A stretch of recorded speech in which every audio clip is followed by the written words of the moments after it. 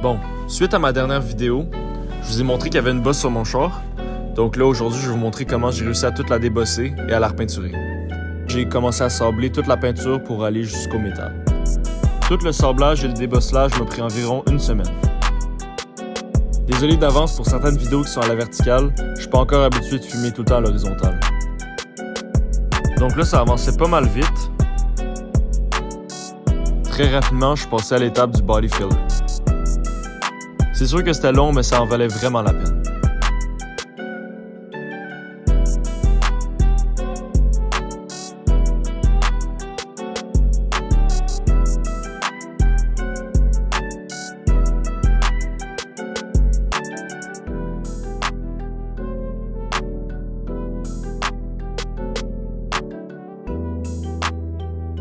Le processus est quand même un peu long.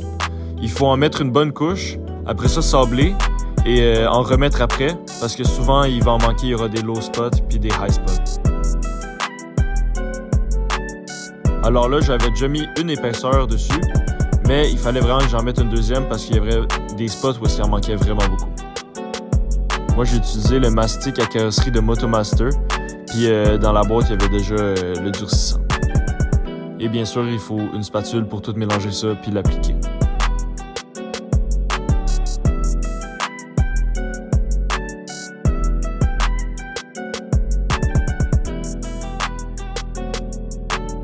Faut commencer par mettre comme une sorte de cercle sur un papier ou n'importe quoi qui va pas mettre des résidus dans le body filler.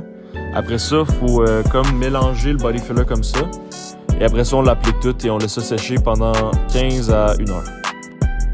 Après avoir sablé, c'est bien de passer ses doigts dessus pour voir s'il y a des bosses ou d'autres choses comme ça.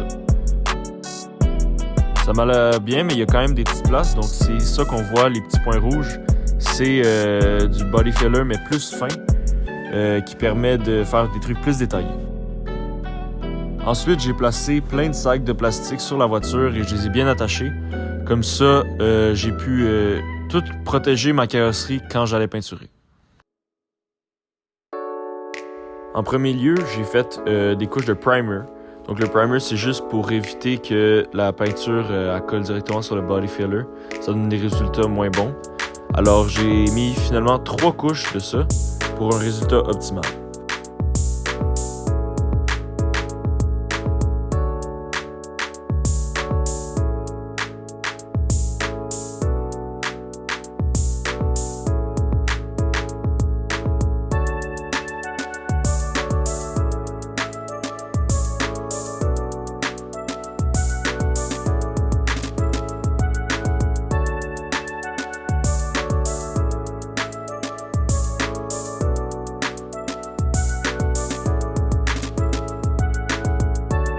Et après quelques couches de primer, voici le résultat final.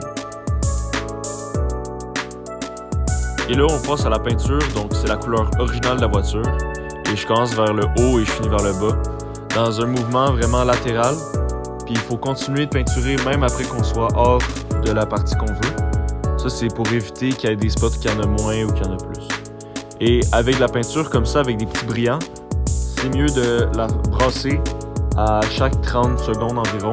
Comme ça, les brillants restent en suspension dans la peinture et ça me donne un résultat uniforme.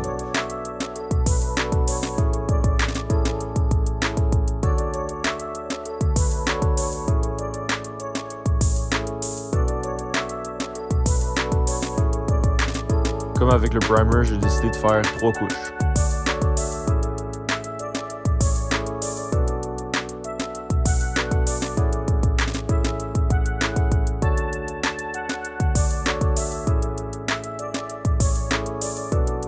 Pour la première couche, il ne faut pas en mettre beaucoup. C'est juste pour préparer toute la surface, comme ça la peinture va mieux adhérer dans les couches suivantes.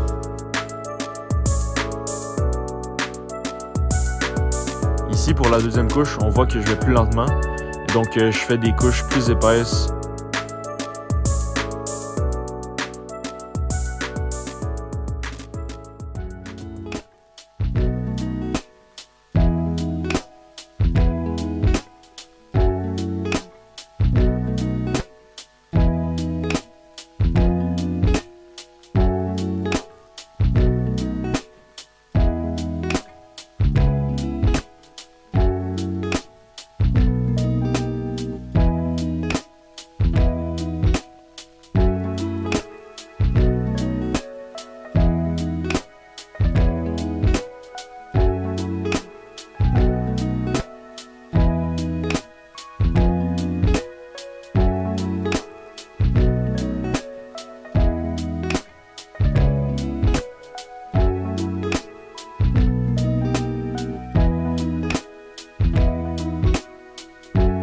Ensuite, pour la troisième et dernière couche, j'en mets à certains endroits que j'ai peut-être oublié d'en mettre avant.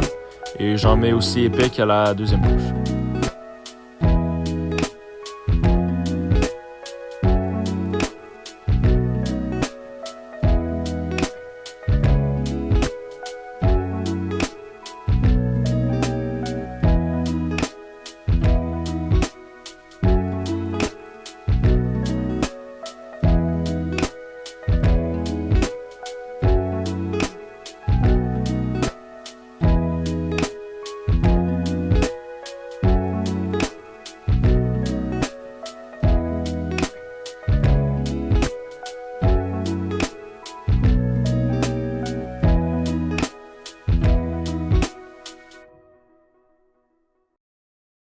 Donc, et voilà, c'est fini pour le petit projet de peinture.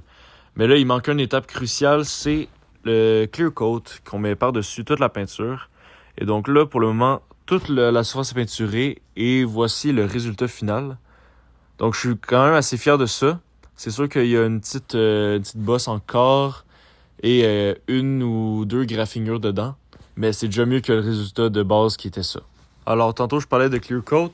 Donc, je l'ai reçu par la malle, mais j'ai comme trop envie de poster une vidéo. Alors ça, ce sera pour la prochaine vidéo. Et un petit teaser d'une des prochaines vidéos que je vais faire. Alors, je vais tout peinturer les ailes à cause du clear coat qui n'était pas bien sur celui-ci. Merci de m'avoir écouté.